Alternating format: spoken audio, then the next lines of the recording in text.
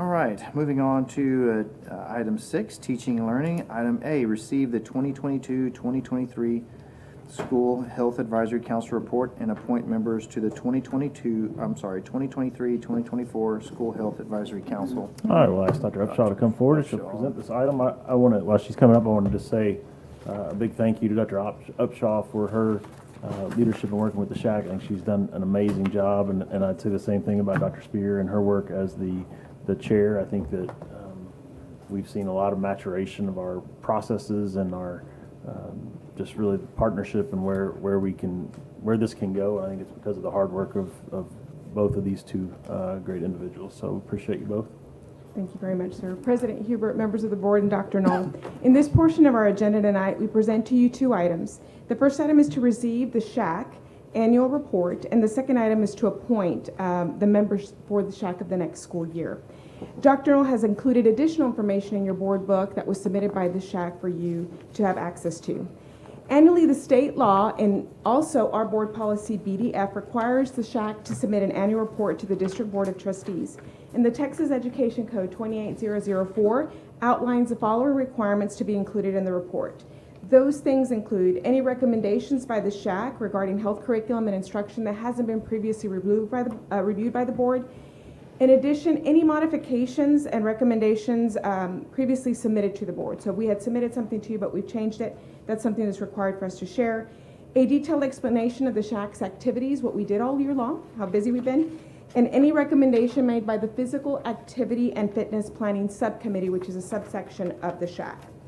Again, as mentioned, attached in your board book is a report that was prepared this school year by our Dr. Bryce Spear, our SHAC chair. She has joined us in the audience tonight. So if you have any questions on the SHAC annual report, she is available for you. Any questions? I know we've had it. Not at this moment. So that's just a receipt. Got me. I knew it was going to get me, and it got me. We're just receiving that report, right? There doesn't need to be a vote on the report. No. It's just receiving. Correct. Okay. But if we have questions on the report, this is the time to ask. Yes, sir. Yes, absolutely. Yes, sir. Absolutely. You just don't have to vote on that Right. portion. So, Ms. Holden, if you have questions on this report, feel free to ask at this time. Okay. No questions? Okay. Okay, thank you. So the other item to discuss is the appointment of the members of the SHAC for this next school year. In your book, in your board book, you received the information for the SHAC membership process for this year's appointment. In addition to their information, the district administration has included a list of both campus and school district administrators for you to consider to appoint also to the members of the SHAC. So at this time, we do ask for you to make a motion on that or to take a vote, and we are here for your questions. So just I want to clarify just to make sure that you all understand exactly what you've received in the board book, so there's not confusion. Right. The members of the SHAC have brought forth their list. I believe it's 31 that they are requesting people to be placed upon the SHAC. Dr. Upshaw, district administration, has made an addendum to that, not changed any of the names submitted by the SHAC, but has provided a second list that is an administrative recommendation to also be considered for the SHAC. That request was not made by the SHAC, it was made by administration. I just want to make sure that there's clarity on who made what request. Okay. All right, so I'll entertain a motion so we can have discussion. All right, I'd like to make a motion to move that the Board of Trustees approve the recommended membership list for the 2023-2024 SHAC Committee as presented by administration and by the SHAC Committee. Make clear that all members of the SHAC Committee have equal voting rights and that Dr. Edith Upshaw will serve as an equal co-chair of the SHAC Committee along with a parent co-chair selected by the full SHAC Committee. Okay, we have a motion. Do we have a second? Second. A motion and a second. All right, any discussion? Okay. I have questions. Oh, go ahead. Yes, Yes, I'd like ma'am. to call Dr. Bryce or Dr. Absolutely. Spear to the microphone, please.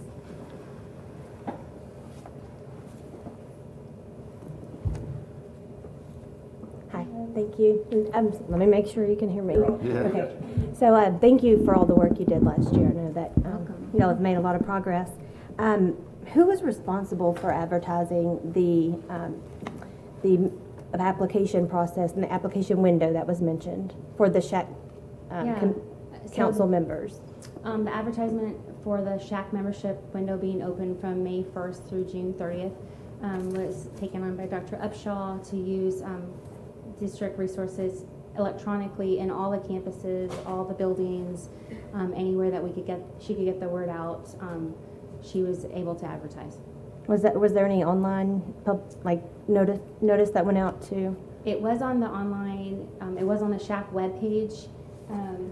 Okay, yeah, it was on the SHAC webpage. So, and then there also was some flyers that had been made too. I know there was one posted at this entrance. There's many at the Jet Center and all the campuses. And what was the date that the window closed? Was it June 30th? The application window was open for 60 days. okay? So May 1st to June 30th.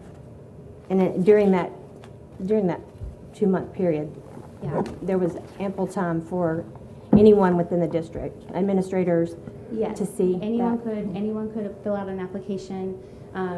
It was easy to access. We switched it to electronic this year. Last year it was a written application that had to be scanned and emailed back or sent by U.S. Postal Service.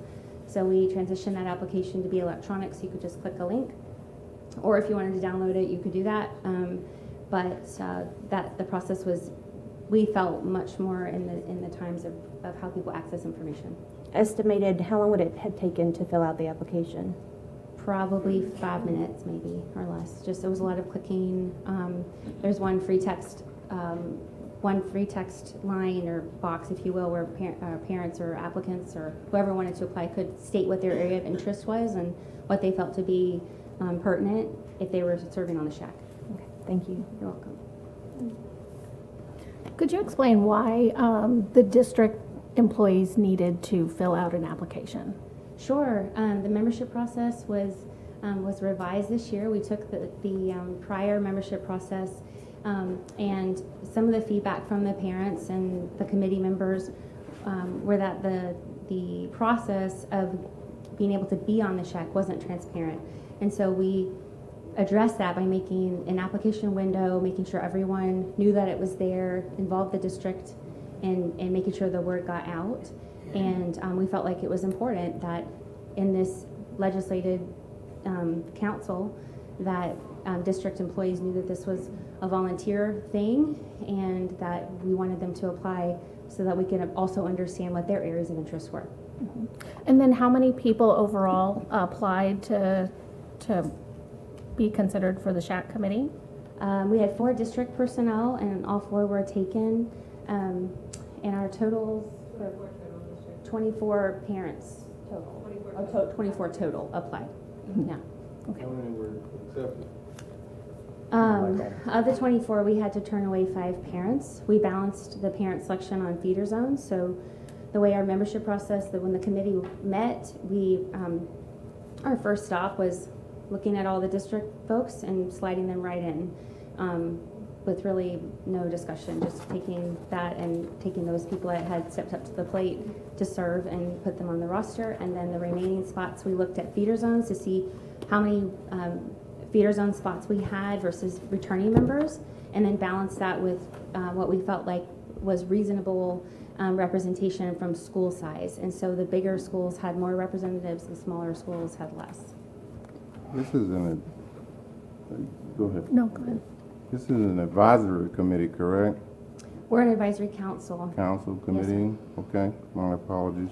What's the hesitation, or is there a hesitation to accept the administration's recommendation to put whatever the amendment is on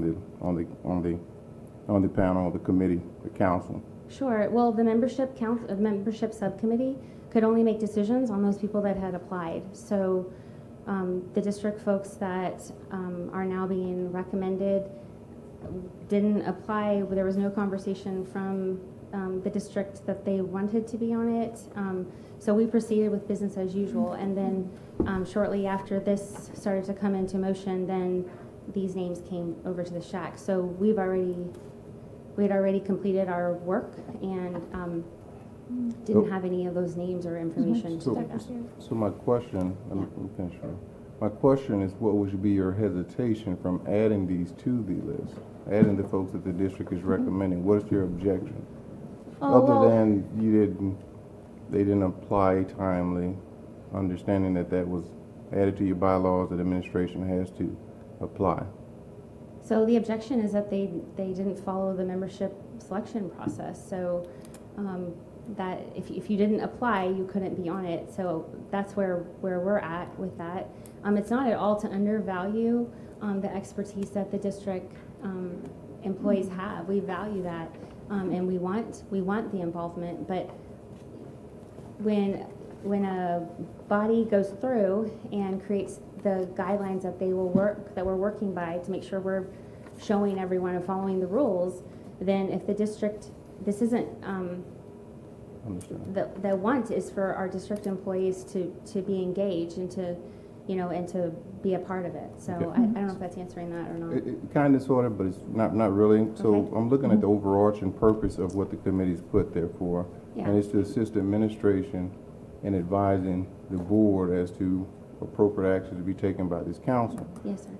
And when we're saying we essentially want to disenfranchise, as I interpret it, I know that's not what you said and may not be your intent, but how I'm interpreting is that the district is not able to participate because of a bylaw change that they didn't get in on time that was put in place by the committee. It seems as if though we're not working as a partnership. Well, the bylaw change came as a whole SHAC. So the bylaw subcommittee worked together at the district. Dr. Upshaw was part of that process. We met several times. So the full SHAC, which contained had also district representation, was part of that bylaw process.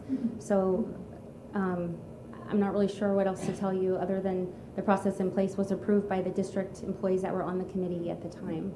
On the full SHAC, because the bylaw subcommittee made the revisions. There were multiple emails sent. There were multiple QA sessions set up where people could come bring their feedback. We tracked the suggested modifications to the bylaws. It was a really extensive process. We talked about it at multiple meetings. So the district employees that were on the SHAC voted to approve those bylaw changes. So, Dr. Spear, is it your desire that they not participate at all? That you don't want these district resources employees to be involved in SHAC at all? No, that's not the desire at all, actually. One of the things that really bubbled up this year is how busy our administrators are and the work they do. And so if you look at other districts that are really big, like if you look at Houston ISD and the way their SHACs are set up, or their SHAC is set up, what they do is they bring on a lot of district experts, subject matter experts, and they put them into non-voting roles so that they can come and speak and present a compelling, pro-con argument, if you will. I don't feel like we've had a lot of arguments on the SHAC, but they can come and share their information, share their expertise, and it's less time consuming than having to come to to all the major meetings. So my follow-up to that, Dr. Spear, would be, are you saying you don't want to accept these 12?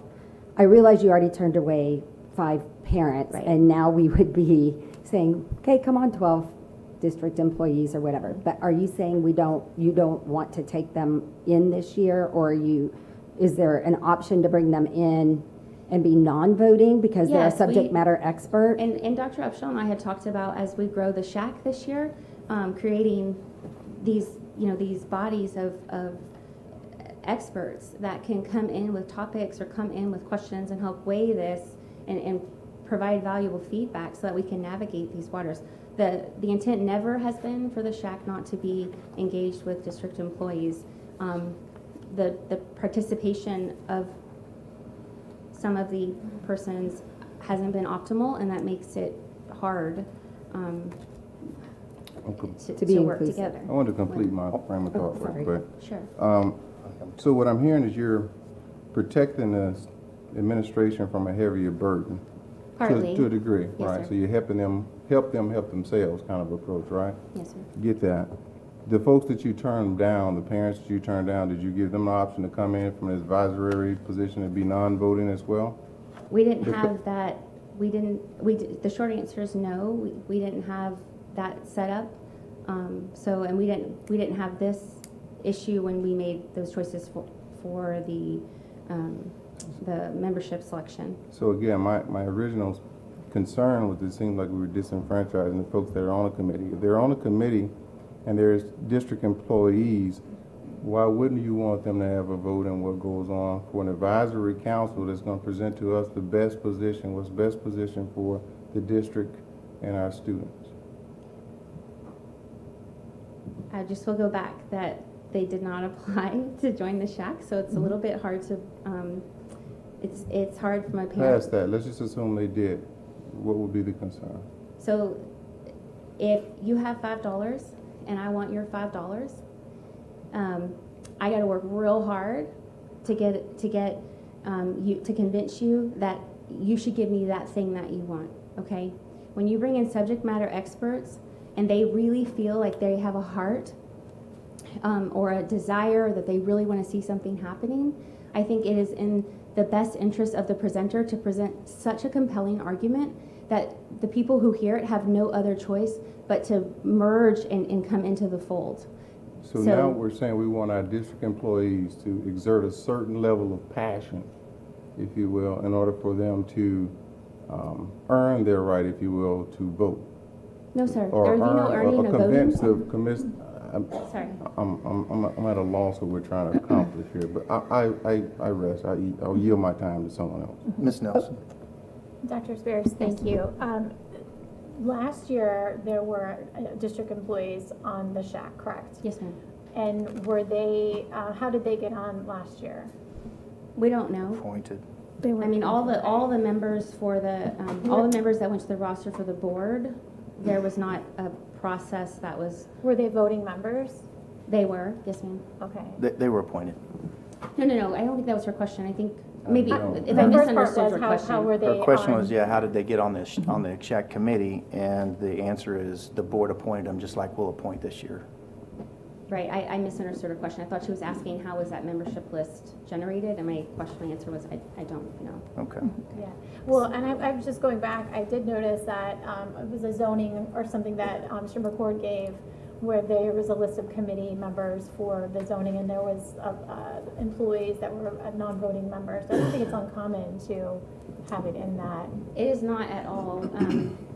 If you, like I had mentioned before, if you look at SHACs throughout the state that have a need for more input, it's pretty common to see that. Our SHAC is big compared to what's recommended for Texas DSHS. So, and that was feedback from some district employees last year that the SHAC was so big. That's why we went and tried to figure out what would be an appropriate number for, our SHAC. What is, oh, sorry. Melissa, please. So, Dr. Spear, how many members is the SHAC? I'm sorry, I don't have it in front of me. How many members are y'all submitting for approval? We're submitting to fill the roster to a full 31. I'll pull up the recommended new members. While you do that, of that 31, what percentage are district employees? 4 of the 31 are district employees. So, Can you tell me those 4? Dr. Upshaw, Krista Casisio, Amber Bentley, and Erica Falcon. Okay, so those 4 were the only 4 that applied Yes, through ma'am. the application during that window? Yes, ma'am. Okay. What are the rules about a district employee serving as a co-chair? The Texas DSHS guide says that the chair of the council must be a parent. And that's a state statute, that's a rule, that's a law. That's Texas DSHS, that's in their guide. I believe it's on page 8. But does it say they can't be a co-parent? I mean, a co-chair? I can read you the language from Texas DSHS. And when you wrote your bylaws, did you take it basically from this item that you're going to read? Is it word for word, or how did you go about putting together your new bylaws? We went off of, so the Texas DSHS is a guide for SHACs. And so what it does is it has all of the things that need to be in the bylaws. And so it tells you, you know, what needs to be under each section. It doesn't give exact language on everything. A lot of it was pulled directly from that, but that's where that came from, was from Texas DSHS. And for school health advisory council members, it says the law also requires that a parent member serve as the chair or co-chair of the SHAC. Oh, So so both. chair or co-chair? A parent member. Parent member, so if somebody from the SHAC committee, whoever is elected to be the co-chair along with Dr. Upshaw, could serve as the other co-chair. Well, I don't read that like that. If it says a parent serves as a chair or the co-chair, then if it's a co-chair and it must be a parent, then that's, to me, reads that it's two parents. Okay, I don't necessarily read it that That's way. how I I just hear understand that it's two people. Okay, that's okay. So look, guys, I'm struggling here because I'm not understanding what we're trying to accomplish here. This is seemingly to be, from my perspective, like I mentioned before, I'm concerned that we're trying to disenfranchise the district from having a vote in what goes on with the committee that's going to advise us, one. And it seemingly seems like we got a little bit of undertone of a power struggle going on here, right? And that's causing me a bit of concern from the committee that we're supposed to be taking counsel from. I understand what you're saying. I think it's you know, from an accountability standpoint, if we're stepping into a council, regardless of parent, employee, whatever, pick a title and put it on the council, I think that the heart of the people needs to be to try to all play together by the same rules. And I don't think anyone should have a free pass to sidestep those. It doesn't look well when we have to turn away 5 parents and then we bring in, you know, 12 other people that didn't follow the process. And I hear you, please, I hear you in what you're saying. I can't make that choice as the chair. I can't override what our membership subcommittee and our full SHAC, you know, went through the process and approved. That is not my role. And you know, I can just be transparent on where we're at and what our bylaws call for us to do. But this in no way is meant to be disrespectful to the board or what your opinion is in any way, or into any of the district employees. I know that the teachers and the administrators that work with me with my kids, I adore them, and it's not at all, there really isn't any adversarial relationship with that. So I don't know how else to say that. I know Ms. Wagman has Yes. a question. So then, if you were elected to serve as chair or co-chair, you'd be willing to work with Dr. Upshaw as a fellow co-chair. Is that what I'm hearing? I will work with anyone. My professionalism will never be compromised. Oh, I'm not challenging your professionalism. I'm just stating, after what you just stated, that it sounds as though if you were elected by the SHAC committee, you'd be willing to work with Dr. Upshaw as a co-chair. Absolutely. She and I have worked very closely throughout this entire year. Wonderful. Did But you- not Thank as a you. co-chair. Huh? She threw in co-chair Oh, at as the a, end. well, I can't, Yes, she did. yeah. Okay. If Can I I'm, have a, can I have please a go moment? ahead. Ms. Chase. Yeah, so, because I think we're just like going around in a circle here. So I just have a few questions for you. Like, why is 31 the right number? That's a great question. We generated 31 by looking at the other districts that were larger than ours to see where the numbers landed. And that's because Texas DSHS recommends 10 to 20. Yeah. Our committee our council last year was about 48, and you know, feedback from the district coordinator and just throughout the year was that was way too big. It was very difficult to manage. So we did our homework to try to come up with what those numbers would look like in a district like ours if we extrapolated what other SHACs had done. And so that's where we came up with 31. We didn't pick 30 because that's an even number, so we picked 31. And is it the experience that all members are active and going to all the meetings and participating and engaged and doing the work? All members are not active and doing the work. There's a core group of people that consistently volunteer to do work. Yeah. And so Every team assignment I had in college. but I know people are really busy, Yeah. and the administrative responsibilities are Sure. a lot, and so we try to make it open where people can come on the committee or come on the subcommittees, do some work, join in, jump in, transition, all of it. It's always open. Dr. Upshaw? Oh, Oh, okay, I'm like. I do have a she couple just- questions for Dr. I- Spear. Can I just Yes, finish no, my train that's of fine. thought real quick? Don't go far. Dr. Upshaw, do you have a hypothesis on why people would not have, district employees would not have applied during the application window? One of the things that, when we look at district appointed committees or just district committees in general, when you look at the district level planning committee, and you also look at the school safety committee and the committee that was brought to you today, that's the attendance committee, this is an outlier process Yeah. to have to apply as a district employee. I'm not saying it's right or wrong, but we've always been appointed in the past. I think one of the things that we did go back and forth, and Dr. Spear did communicate it to me that she could not circumvent the process because communication did go back and forth about the list that administratively were moving forward. I think one of the things that I just want to mention, out of the employees in CISD that applied, myself being one of them, I would be the only administrator, and I am a non-voting member according to their bylaws. So I am considered the SHAC coordinator, and that the reality is, and what we've shared is, just a great example of the work that they're doing is bringing forth to you mental health awareness with cell phones. And the feedback with that item was we need to have principal input. And so because of hearing that feedback, I hustled and personally called people and I said, I need you engaged. I called principals, I said, I need you to be part of this, and to be able to work that dream of what we want, to have those subcommittees where we could appoint this particular administrator. It's really hard to tell administrator we need you, but you don't have a vote or a say, when at the end of the day, what we're recommending really lies on their shoulders to be implemented. So is it ideal the way that this situation is ended up? It is not.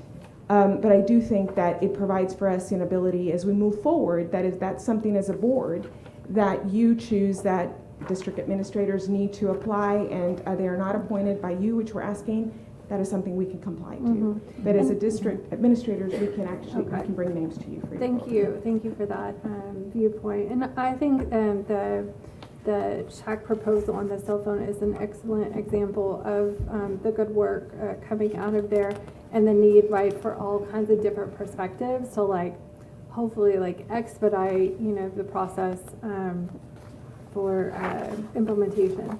I just had one other question. Why not take the 5 parents too? Why not take the 5 parents plus the others and know that I know it's really not great when you set rules in place and people don't follow it, but I also understand what you're saying, and I think we all want to get to the same the same goal anyway, right? And I think even we heard that this would be beneficial to have these perspectives on the SHAC. So why not include just everyone who has an interest, knowing that not everyone is able to be fully engaged the whole time anyway, and that 31 is an estimate. It's based on data. I know you did your work, but it still may not be right for what our district needs. So why not include the parents too? The 5 parents that we turned away, because I do understand what you're saying. It feels a little wrong, right? You have turned away 5 parents, but then include some latecomers from the district, and so why not just bring them all on board? I don't know if I call them latecomers. What do you think about that? Is it a motion or you? Well, I think we have to. I want to know why that couldn't be possible. Outside of our bylaws, Okay. that would really be good. Just the bylaws. Okay. I do have a question. Yeah. Am I allowed to ask a question? Yes, ma'am. Sure. Okay, so if we're operating outside our bylaws, then how does the other constructs and guide that we have within the bylaws, how else does that apply when we make exceptions to certain things? So from my perspective, are you asking the board if we I'm can asking answer? just a general question from because these are this question will come to us. Okay. In So I October. see this as a state and federal thing. Okay. You guys are state, we're federal. Okay. The state created some laws that we don't think is beneficial for the body. We get the convenience, if you will, Sure. to correct that, right? Okay. Or to adjust that or amend that, right? So we're not saying your bylaws aren't valid. We're just saying specifically relative to this issue, we think that we should be more encompassing and include, because you're there to service us, to advise us, right? And so we're giving you more directives or more recommendation or more of a understanding of what our expectations are. Shouldn't you guys be open to receiving that? Yes, that's why I was asking the question. Thank So you. that was my response. I can't answer for the rest of you. Sure, thank you very much. I've got a couple of things, if you don't mind, unless Ms. Oldenwiller wants to go first. No, just go right ahead. So, looking at the breakdown, there's a couple of thoughts. Conroe has parents only. So the parents, Conroe has 5, College Park has 4, the Woodlands High School has 9, Grand Oaks High School has 6, Caney Creek has 0, and Oak Ridge has only 2. Is there a way that you would think that we could leave some spots open for Caney Creek if they want to come in later on? I think if we're saying, if the board's decision is to bring on the parents that apply, then I think that's the fair thing to do. Because Caney Creek historically hasn't had very good representation on the SHAC, Yeah.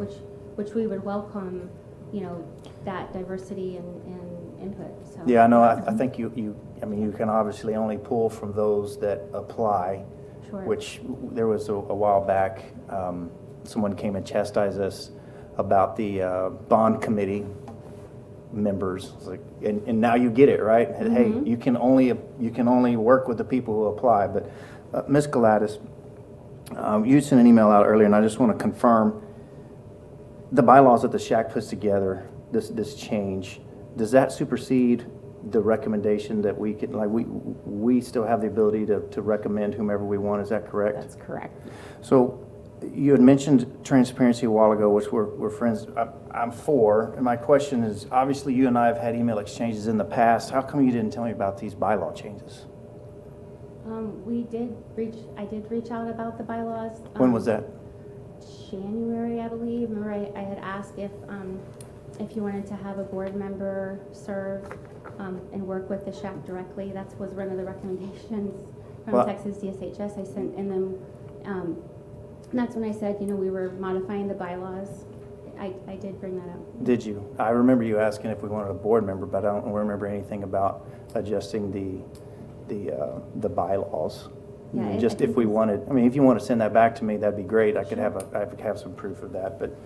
But at the end of the day, what I think that a lot of these people that have been recommended to be appointed have never filled out an application before, and they probably didn't think that these new bylaws don't really apply to them.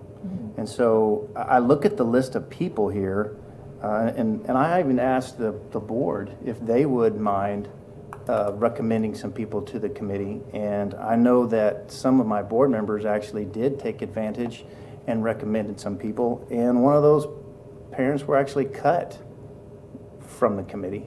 That there was a recommendation from the board that didn't make your list. That's not really working with us.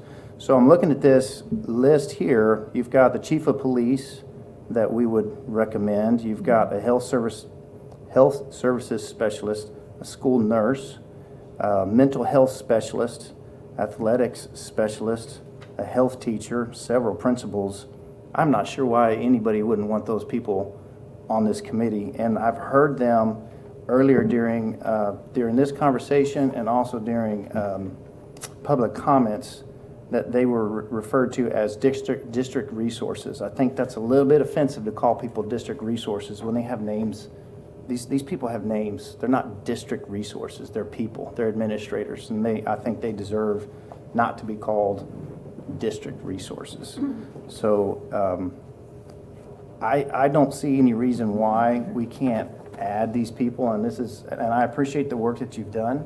Yeah. I appreciate the thought that you have that someone wants to apply and that they should be cut from a list when they just want to serve their community. I don't understand that part. We didn't. It's just not really a practice that we do. And I think the board, it's up to the board to determine if we want to accept this recommendation, which the motion was to accept everybody that you recommended, plus we want to add district personnel and district employees to the list here as well. I'm not aware of a parent recommendation from. It was brought to my attention. All I can tell you is I don't know about that. Okay. So I'm happy to look into it, but I don't know about any parent that was recommended that wasn't, that we saw when we made our membership list. So. It was actually Stephen Standifer that was requested to be appointed by Melissa Duncan. Okay. So it's an administrator. So administrator. Yeah, and I'm Administrator. actually going to address that once you're Okay, done. very good. You want to now? Yeah, I'm actually, so, Dr. Spear, and when the request went out to the board, I believe it was early September, someone correct me if you remember exactly. August. August. Was it August? Yeah, August. Maybe mid-August. Mhm. It was not mentioned that there was a membership application process.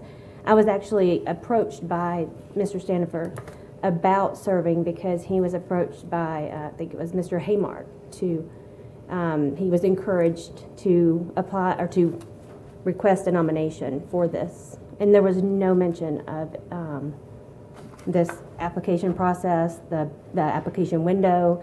So I apologize Oh, that's okay. because out of respect for the bylaws, I would like to actually rescind my recommendation, because had I known that y'all had gone through so much trouble to write these bylaws with the help of Dr. Upshaw, and you told me these were reviewed. Yeah, they were reviewed, and a lot of work went to it. Ms. Gladys weighed in, gave feedback that Dr. Upshaw shared with us, so we did take a lot of that and incorporate those changes. Yeah, and at that point in time, I think you said early January, maybe when y'all were working on that when you sent Mr. Heber. Allegedly.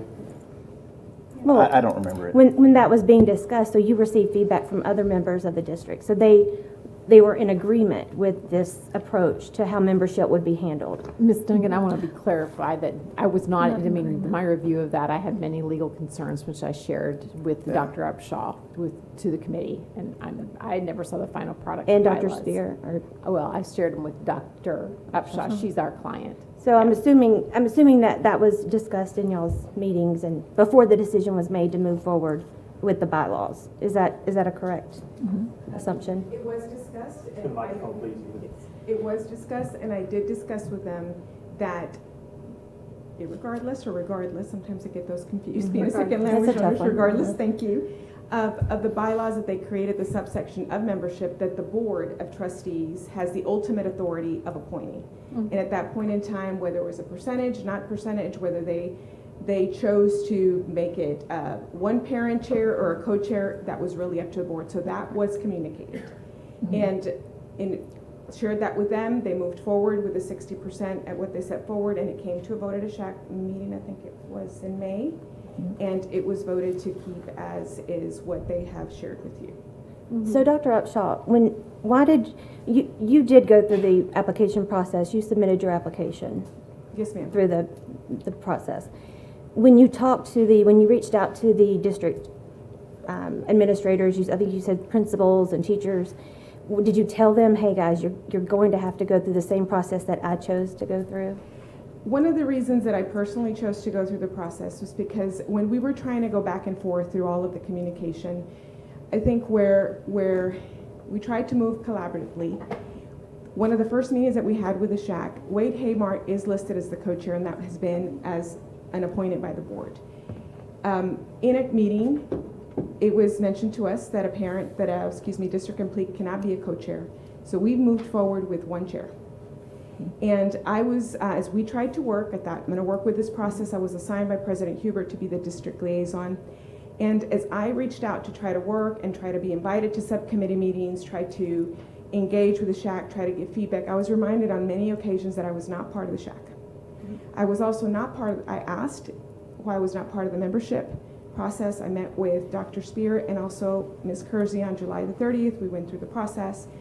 I helped create the forms, helped do things online, and asked, You know, I would have wished to have been part of the process. I could have known at that given time, let me go out and do this, let me go out and do that. At any given time, I did not share with them that I would not have a recommended district list. So whether they have a process or they do not, again, it is an outlier for this committee not to have district appointed personnel. It's just, that's how I will share that. Okay. That's, We ready to vote on What this? is, guy? what is the number that you're recommending again? 31. No, 31's the max. So what's So the number? we went ahead and we did add Stephen Standiford, let me make sure I say that right, which is our assistant principal at York, respecting Mrs. Duncan's recommendation.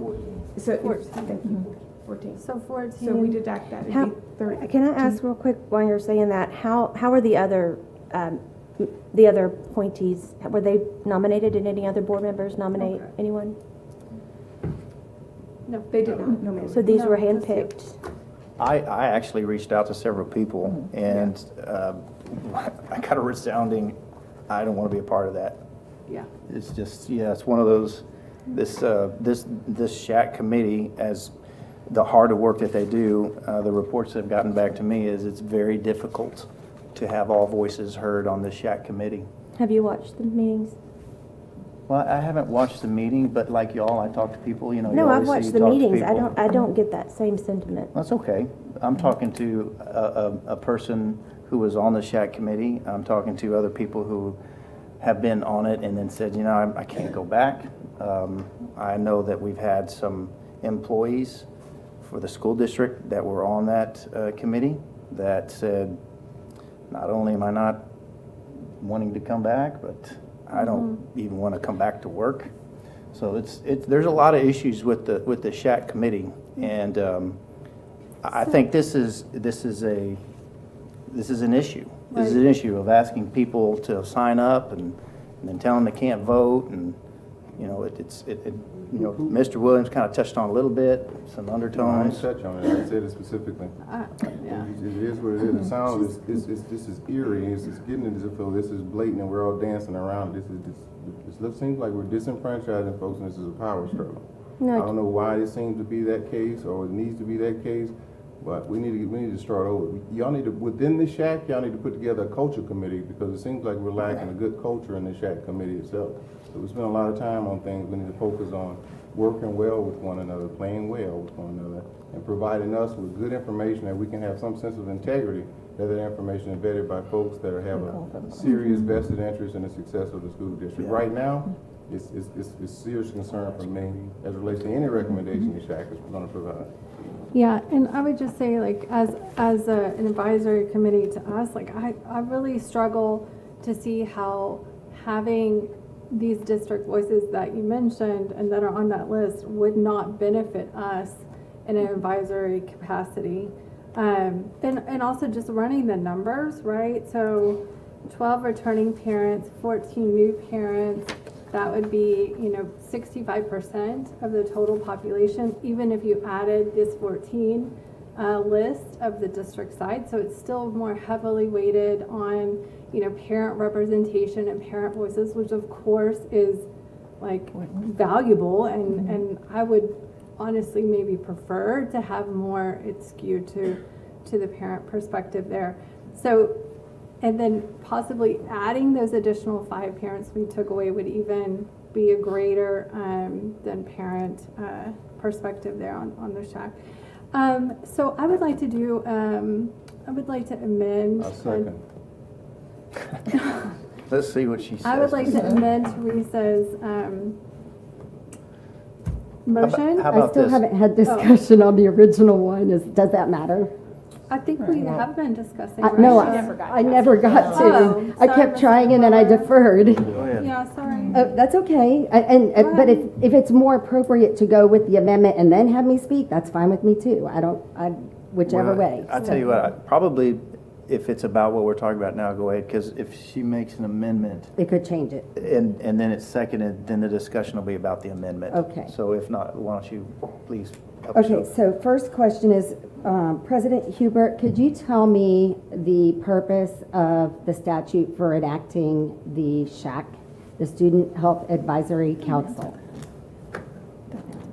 The statute You want me to quote a statute? No, I just want you to tell me the intent of it.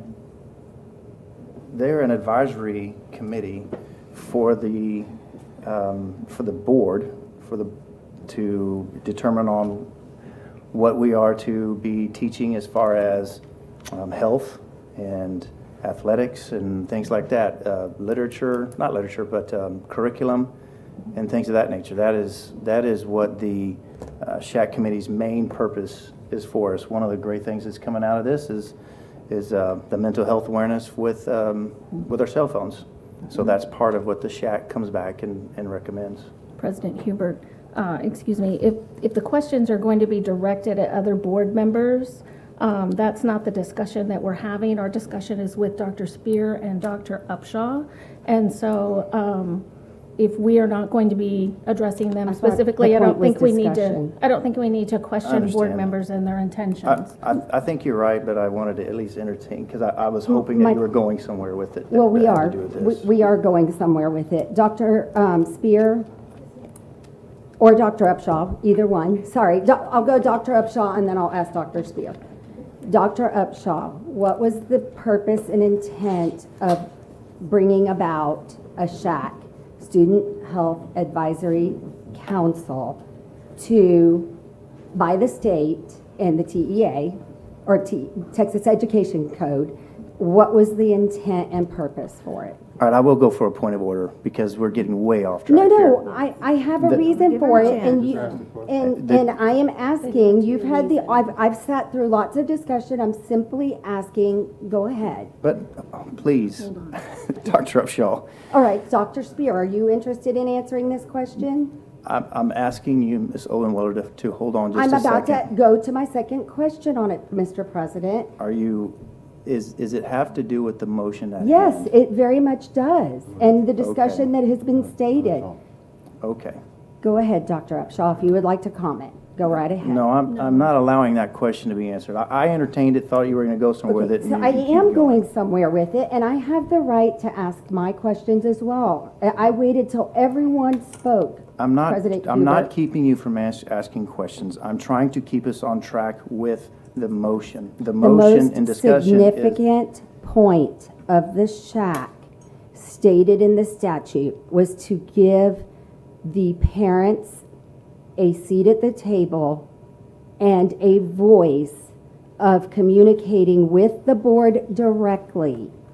Does not mean that they usurp our powers. We have the right to do what we're choosing to do. Mm-hmm. But the point was that the SHAC was created to be run by parents, to be spoken and give advice and bring mental health, physical health, etc. to the board. It does not mean that they are usurping our power. My whole thing on this is I don't understand why, when the state sets forward to give a voice to the parents, the one thing these parents have as their roundtable, their discussion, their process of coming to and bringing to us, why are we fighting them? I don't have a problem with us having, and I take exception to the statement that using the term resources was a slight or a dig or a negativity. I can't remember what your term was. I take exception to that because I personally watched all 4 meetings or attended the meetings. I saw the tone in the room. I attended and sat with Dr. Upshaw and had communication with her.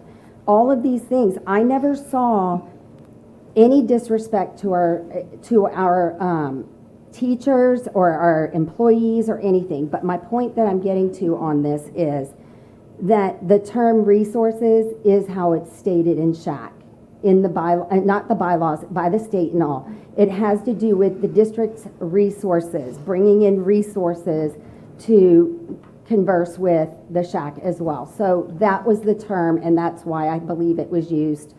So I just want to state that for the record. The second thing that I had been waiting to ask, Dr. Dr. Spear or Upshaw, either one. What was the total number of your membership this year? It was, I'm gonna say 45, 40, I think I said 40, excuse me, Dr. Spear said 48. Okay, and what was the complaint about that? Dr. Spear or Upshaw? What? It was too large. And so if we take the 31 members that are presented right now, plus the 12, plus the 5 parents, we're back at 48 if I'm not a math, I'm a reading teacher. Yeah, that's right, 48. 48, we're back up to 48. So I'm not saying no, I'm just stating that's something to consider. The next thing I did want to ask had to do I didn't even with, hear a question. What was the question? How many members they had last year? Oh. I asked how many there were last year and what the biggest problem was with it, and we're right back where we were. Except I do have to interject for a moment. If Trustee Odenweller's point of this is the one committee where parents can participate and have their voice heard, then why would we limit that voice? Well, I gotta add to that. Well, that's the case, and that we're of that same mindset. Why are we interrupting and why are we participating as board members if that's y'all's kind of the parent thing? I'm so sorry, I'm not following. Why is there this level of board member participation in these committees? It's all about the parents. There aren't any board members on the committee. Okay. They just Well- attend. Or watch the recording. Yeah, watch the recording. All right, Okay, I misunderstood. I think we're ready to call for the Ready question. for my, Yeah, well, go ahead. We wait on your motion. You Amendment. wanted to amend? I want to amend your motion, which was to accept the recommendation of the 31 plus the 14 from the district. I want to amend that to include also accepting the 5 parents that were rejected. Is that your amendment? Yes, Okay, So your amendment is just to add the 5 parents? Yeah. yes. Okay, so so let's that, see. so the, So then the numbers to me make sense. I mean, that's over 60% parent representation okay. on this committee. Addition of So that is the, let's vote on this amendment. So that is the amendment to the motion. Do we have a second to the amendment of the motion? I have to second it. Mr. President, I have a question, because I Yes. rescinded my nomination, so I want to make sure that that's on the record before this vote occurs. Got it. So Okay. if this were to, All right, well then the No, parent. but they're still being recommended on. You don't have to join. So, but I want that on the record that I'm rescinding Mr. Okay. Stanifer's nomination because I was unaware of the window of application time. okay. Except Dr. Upshaw, didn't we already place him? Didn't we already place Because I him? had forwarded I had communicated that, and I did not want to be disrespectful and After not asking. add an My, appointed. my decision is being made because out of respect for the bylaws that Okay. Very good. So that is the amendment. Do I have a second to the amendment? I will second out of respect for the board. Okay. So we have a motion to amend the motion and a second. Is there any discussion? Okay. I would like clarity on, does it still, Dr. Spear, my question is, You're voting on the second. oh, I'm sorry, I thought they already got the Just second. on the amendment. Oh, I thought you got the second, sorry. Yes, ma'am, I did get the second. Now our discussion is about The amendment. adding the 5 people. Yes, I have a ma'am. question. If About the with- 5? Yes, with the 5 employees, would they be voting members? Those They're were parents. Oh, the parents, okay, I'm Yes, they sorry. would be Voting voting. members. Yes, Thank they you. would all be voting. And I have another Everybody question. votes. I do have another question, because that was 48 was an even number. So you mentioned earlier going with an odd number membership. That's a good point. So with the recension of my nomination, that'll bring it back down to 47. 47, there you go. We assume we're gonna get 48 people show up. I know, I doubt they get a full Right. It sounds good. participation. but- Well, let's, Let's call the vote on okay, so the way I have to do this is we're going to vote on the amendment to the 48. So let's vote on that. All in favor of Wait, the, so we're No, we're voting voting on on the your second. amendment? He's right. Yes, add the addition of the 5. yeah, Okay, so we're that's going to all we're vote on the, voting on. I'm going to get to Ms. Dungan's request as well. I got to do it the proper way. So we're going to vote on the amendment, which is just to add the 5 people that were cut to this recommended list. That doesn't mean now, and then after that, we'll vote on the recommended list. And at that point, I will ask Ms. Dungan to move to remove that person so we can do it officially that way. Thank you. Okay? Fair? All right, all those in favor of the amendment to the motion, show by the uplifted hand. I'm gonna go ahead. 1, 2, 3, 4, 5. Any opposed by the same sign? 1, 2. All right, motion carries.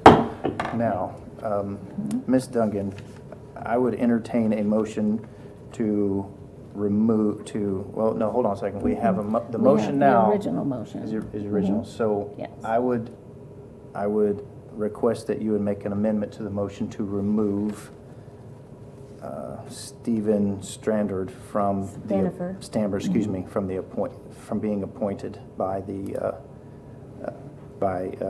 district. I can't make that motion. A motion to remove my nomination that was made for Mr. Stanifer to be added. Okay. Do we have? Second. We have a motion and a second. Do we have any discussion? I have a discussion. Did we discuss this with Mr. Sanford? I'm hesitant to have someone move somebody from a list that they are, He was only put on the list because of my nomination. but does he want to serve? Well, this is the reason I'm actually removing it. In addition to not being aware of the window of time that they were set to be applying for this, he was unaware of that. Also, I want to make sure that we don't end up with an even number of members. So we want to get back to a 47 total membership. Okay. So in alignment with that, he's not going to be offended by, Yeah, I mean, I hesitate. I mean, to I do don't that, want to but- disrespect him because If I he highly wanted to respect serve- him. The only communication we've had is the communication that Ms. Dungan has had with him, because we received an email expressing her nomination to you, sir, and He followed up with me, and I told him we would be voting tonight. Nothing would be final until the board approved. okay, thank you. I feel kind of funny voting to somebody without them Well, wanting to that's- move. Yeah. Go You ahead. have to vote your conscience like Go you ahead. told me. Yeah, yeah. All right. All those in favor of the amendment to this motion, show by the uplifted hand. Just to remove. Just to remove, that's correct. Any opposed by the same sign? 2. Any abstentions? Okay, the motion carries. So now, the motion, So is he removed? he has been removed. Okay. So will you please read the motion? Because we'll now vote on the motion. Okay. I move that the Board of Trustees approve the recommended membership list for 2023-2024 SHAC Committee as presented by the administration and by the SHAC Committee. Make clear that all members of the SHAC Committee have equal voting rights with the addition of the 5 excluded parents, that Dr. Edith Upshaw will serve as an equal co-chair of the SHAC Committee along with a parent co-chair selected by the full SHAC Committee. Minus Stephen Standiford. I have a point of order. Yes, ma'am. I didn't get one of my last discussion points on this, and I started to ask Dr. Spear about it when we started the whole amendment thing. And I just have one last question before we vote on this. Yeah, but we need a second. No, you don't need a second. You just restated the Oh, motion. that's right. That motion is on the floor, so if your motion is about accepting Yes, this, please about that. proceed. Dr. Upshaw, will you reread that? Dr. Spear, will you reread that because it pertains to the motion, the parent as the chair or co-chair again, please? Sure. So for reference, I'm on page 8 of the Texas DSHS School Health Advisory Council. And School Health Advisory Council members. Can you speak up? Oh, please? so sorry, yes. The law also requires that a parent member serve as the chair or co-chair of the SHAC. And it talks about primarily there are 3 methods for selecting members: appointment, election, or volunteer. Yeah, I was fixing to ask you, Ms. Gladys, please. I think the board policy BDF has the actual language of the statute in it, and it. Turn your mic on, please, Ms. Gladys. Sorry. Board policy BDF legal has the actual language from Texas Education Code section 28.0 that Dr. Spears referring to, and I'm going to read the exact paragraph. It says the board shall appoint at least 5 members to the SHAC. A majority of members must be persons who are parents of students enrolled in the district and who are not employed by the district. one of those members shall serve as a co-chair, as a chair or co-chair of the SHAC. That in plain English means that a parent shall serve either as the chair or as the co-chair to the SHAC committee. So it doesn't mean that a district employee can't be Correct. the chair. Correct. Okay. And that's Okay. what we asked Any for. other questions or thoughts? Okay, very good. All those in favor of the motion show by the uplifted hand. 1, 2, 3, 4. Any opposed by the same sign? All right, 4-3 motion carries. Thank you. All right. And our sincerest apologies to Mr. Stanford. Yes. He'll be fine. He might be okay. I'll you know? buy him some extra sure it's A lollipops. few less He's meetings, like, I don't yeah, know, you know, I'm it's okay a with long it. drive from York, so he might be all right. I would agree with you, Dr. Knoll. Knowing Stan, I would agree. Okay, moving on.